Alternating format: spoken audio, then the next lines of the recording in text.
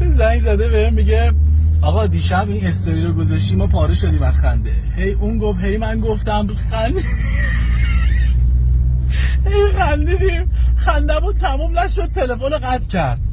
بعد دوباره 10 دقیقه زنگ زدم رضا جون خنده تمام شد. گفت آره تو رو قرآن نخندون. بله گفتم خب بگو جونم.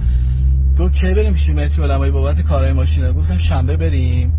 گفت بریم. و بهش گفتم کارت چیه؟ گفت من مشاور حقوقی ام.